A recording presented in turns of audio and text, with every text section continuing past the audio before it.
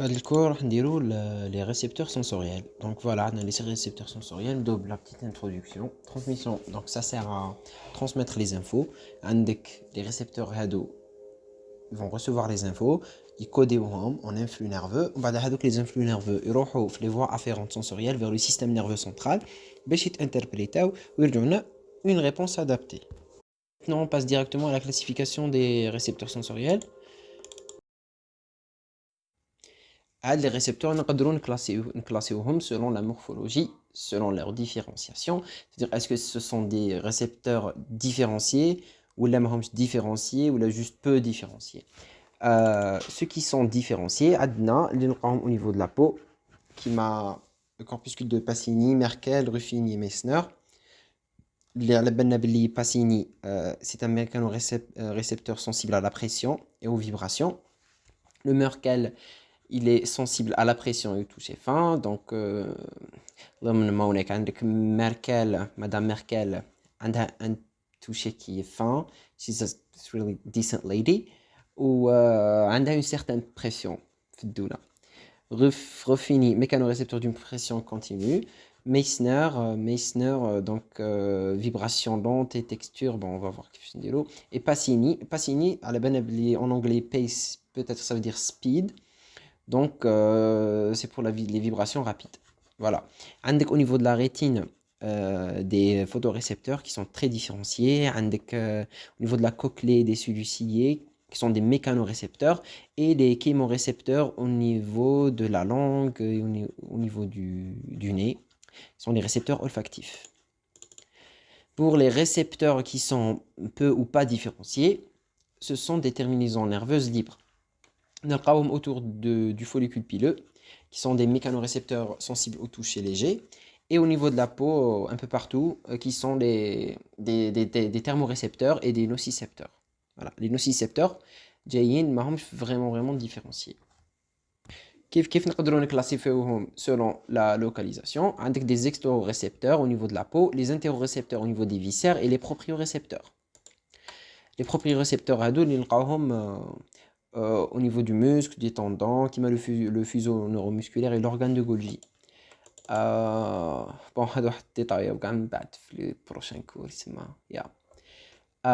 ثاني نقدروا نديروا une classification selon la nature du stimulus. Donc عندك les mécanorécepteurs qui sont sensibles au toucher, à pression, les vibrations et l'étirement, les thermorécepteurs qui sont sensibles à la température, les chémorécepteurs qui sont sensibles aux substances chimiques, les nocicepteurs et les nocicepteurs qui sont les stimuli nocifs, ils sont sensibles à la douleur mécanique, chimique et thermique, qui m'a les terminaisons libres, pas vraiment différenciées. Voilà. Et les photorécepteurs qui sont sensibles à la lumière, qui m'a les connaît les bâtonnets rétiniens. La classification selon le seuil, avec des récepteurs, les ont un bas seuil qui est un haut seuil. Donc le bas seuil qui réagissent à une toute petite légère stimulation, sera une réaction. Quand à haut seuil, les une stimulation intense qui m'a les nocicepteurs, ça veut dire que la douleur, c'est que vraiment qu'il y a une stimulation. Pour les mécanismes de réception, on a le potentiel récepteur. Quel est le potentiel récepteur ou quel est le potentiel d'action? La différence entre eux. Donc le potentiel de récepteur ou la base de la transduction sensorielle. Ça veut dire ça sera une modification locale du potentiel de membrane et, sous forme d'une dépolarisation. تقدر ترجع لنا potentiel d'action qui ما تقدر ما ترجعش. Ce qu'on va expliquer par la suite. Donc juste une dépolarisation de membrane, c'est un potentiel récepteur. Mais est-ce que c'est un potentiel d'action? Non. مازال. Donc هنا les caractéristiques تاعو هما اللي يقدروا يخلوه باش il crée un potentiel d'action. Donc la réponse تاعو elle est locale. Ça veut dire que si tu touches un endroit, ça veut dire que tu touches هذاك l'endroit تحس به تماك. Amplitude décroissante, donc il décroît d'une façon exponentielle avec la distance. Ça veut dire le centre t'as le potentiel d'action ou les تحس به plus.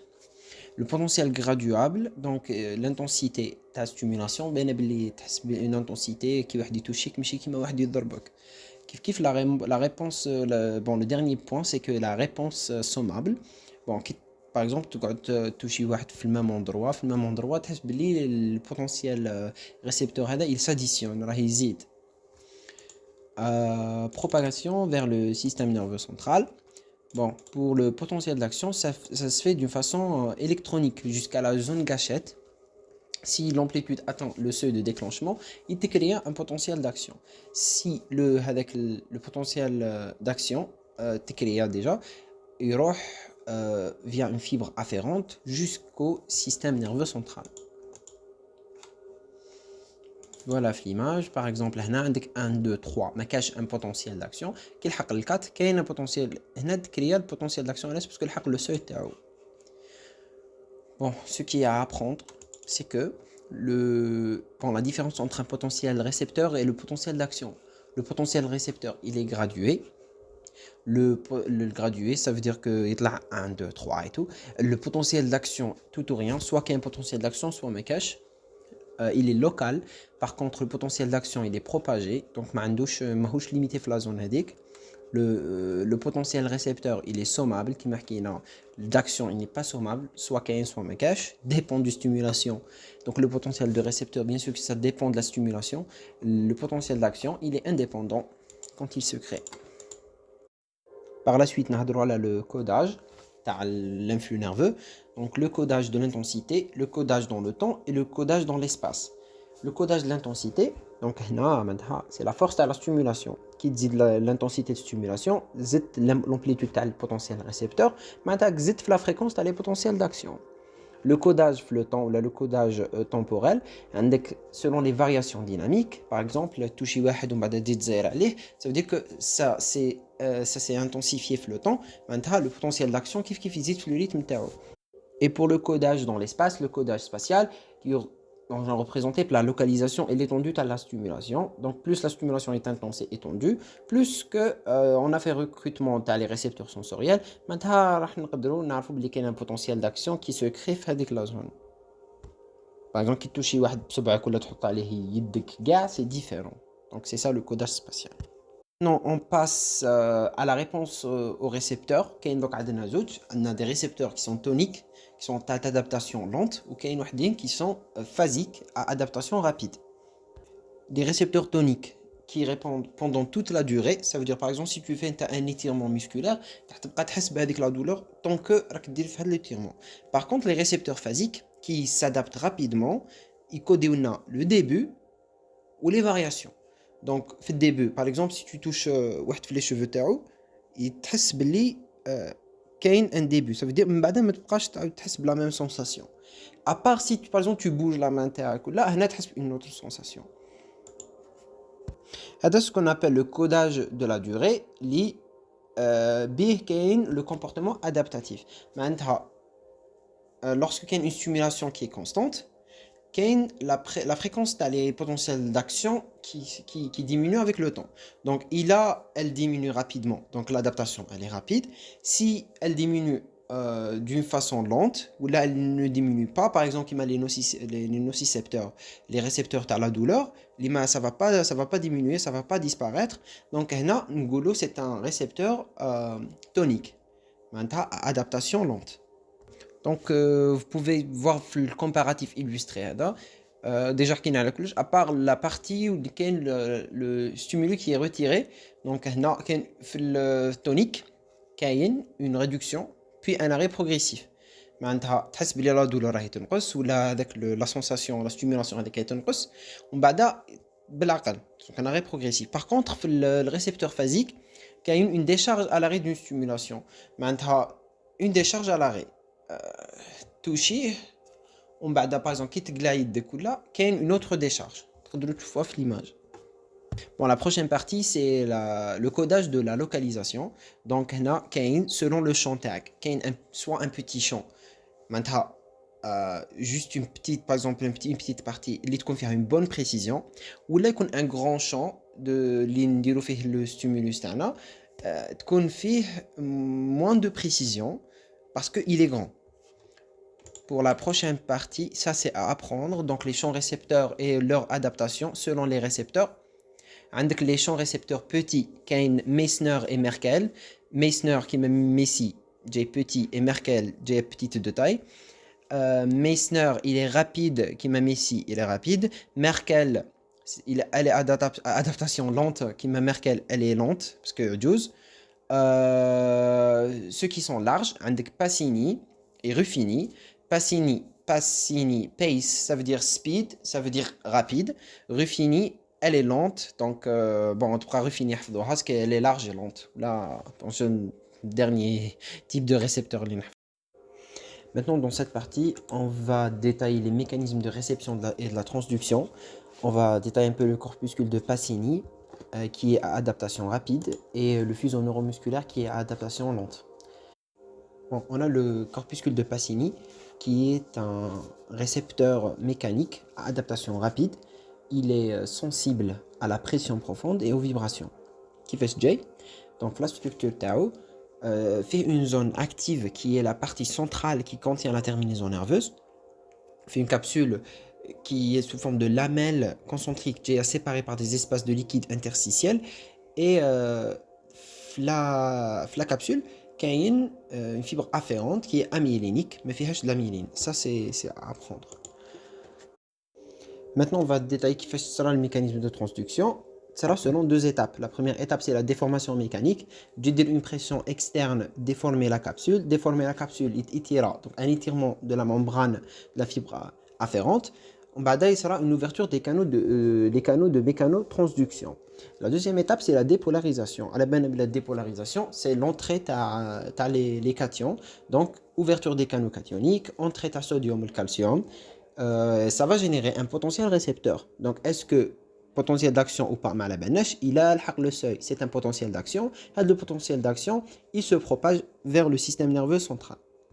Donc, pour la réponse au stimulus, avec une réponse on, phase silencieuse, et une réponse off. La réponse on, c'est le début à la stimulation silencieuse. C'est que me cache des potentiels d'action fait la période. La réponse off, c'est qu'on a, par exemple, levé la pression. Donc, c'est la fin à la stimulation. Qui fait cela, c'est avec le liquide qui fait une redistribution, et ça a un équilibre de pression, mais cache une déformation fait la phase silencieuse, donc mais cache stimulation. À part Mbadaki, on lève avec la pression هذيك, ce sera la réponse off parce que ce sera une autre distribution du liquide. Bon, de cela, عندك الحاجة اللي دير لك l'adaptation rapide هي les lamelles conjonctives. Parce que il a كان عندك corpuscule ما فيش des lamelles هادو, donc يرجع un récepteur à adaptation lente. Voilà. Le corpuscule de Pacini, il est très sensible au mouvement rapide. على هذه, il est sensible aux vibrations. Donc chaque cycle vibratoire راح يدير لك une transmission mécanique et il va générer un potentiel d'action. Et pour le fuseau neuromusculaire, est un propriocepteur, est un récepteur sensoriel profond. Le seuil Tau, il est bas. Et l'adaptation Tau flottant, elle est lente. Le fuseau neuromusculaire, oui, il est sensible à l'étirement musculaire. Il joue un rôle, le tonus et la motricité réflexe. Il va être détaillé dans un autre cours. Pour la structure, tu as le fuseau neuromusculaire. Donc, il est allongé, il est encapsulé et il contient des fibres, de 3 à 10 fibres intrafusales. Les fibres intrafusales, donc chaque fibre intrafusale, bien sûr, fait une partie centrale et deux extrémités. La partie centrale qui contient les noyaux, elle n'est pas contractile, c'est la zone sensorielle. Ça veut dire qu'il y a le système nerveux central à l'état de l'étirement. Et les extrémités qui sont riches en myofilaments, les zones contractiles, ça veut dire qu'ils ont l'étirement. Et pour les fibres intrafusales, il y en a deux types.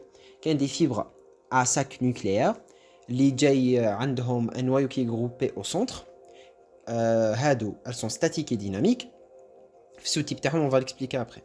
Et il y a des fibres à chaîne nucléaire, les ont un noyau en fil indien. Pour l'innervation sensitive, tu as le fuseau neuromusculaire. كاين عندنا les fibres afférentes اللي يروحوا يدوا le message, le système nerveux central via les fibres 1A et de type 2. Le 1A qui sont myélinisés de gros diamètre, جايين rapide, ils sont sensibles à la vitesse, à l'étirement et l'amplitude. Le type 2 qui sont aussi myélinisés, diamètre تاعهم جاي un peu plus petit, de 4 à 12 micromètres. هادو جايين sensibles برك l'amplitude. Normalement هكا. Oui. Ou les efférences. Donc l'efférence تجيب الفيبر gamma اللي تهبط من السيستم نيرفو سنترال تروح la moelle épinière au niveau du motoneurone gamma la cône antérieure. Il cible les extrémités contractiles des fibres intrafusales dès un raccourcissement pour maintenir la sensibilité. Ça veut dire qu'il y a toujours une communication entre le système nerveux central ou le fuseau neuromusculaire.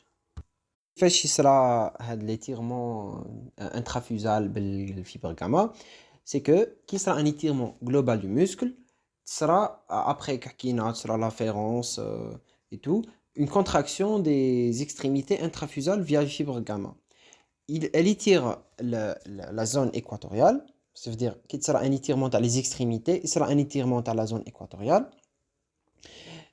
L'étirement, il va ouvrir les canaux ioniques, ben, ce sera une dépolarisation locale du potentiel récepteur, on va dire que le potentiel récepteur, il devient un potentiel d'action. Pour la réponse, عندك fibre 1A, اللي عندهم deux phases, la phase dynamique اللي يخبروا le cerveau على la vitesse de l'étirement, et la phase statique, c'est que qui sera avec l'étirement il sera maintenu, c'est هنا راح يكوديو لنا l'amplitude de l'étirement. Ok, les fibres de type 2 qui sont uniquement statiques, qui codent l'amplitude